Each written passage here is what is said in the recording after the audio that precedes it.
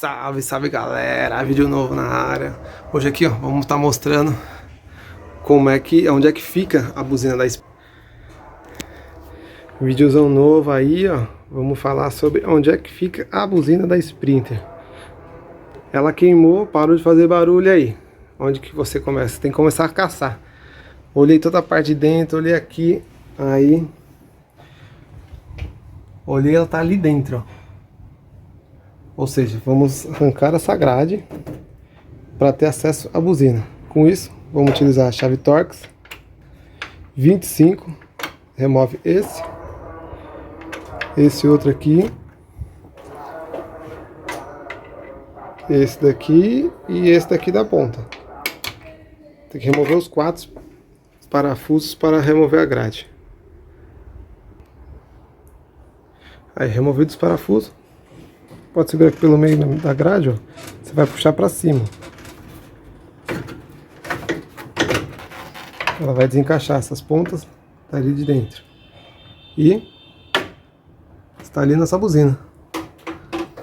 Agora é só efetuar a troca. Com a boca 13, você solta o parafuso aqui, tira o conector, é só soltar ela aqui e substituir pela nova. A nova tá aqui, ó, o Vetor Automotive, comprei pelo Mercado Livre, que era o lugar mais barato. Agora é só trocar para ver como vai ficar.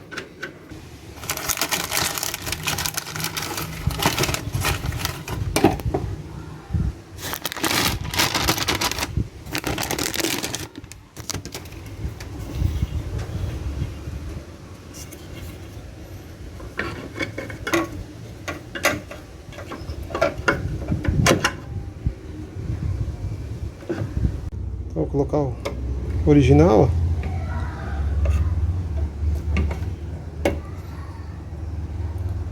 Só apertar.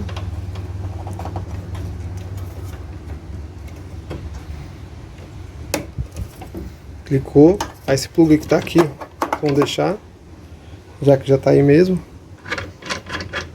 Aqui é só apertar.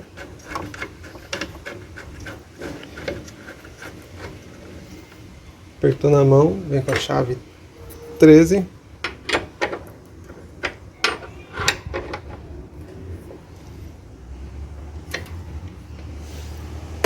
Tá pronto. Buzina instalada. Agora é só colocar a grade e finalizar. Aí. Dica rápida aí pra galera que às vezes não sabe onde está a buzina da Sprinter, que por sinal é bem escondido. Beleza?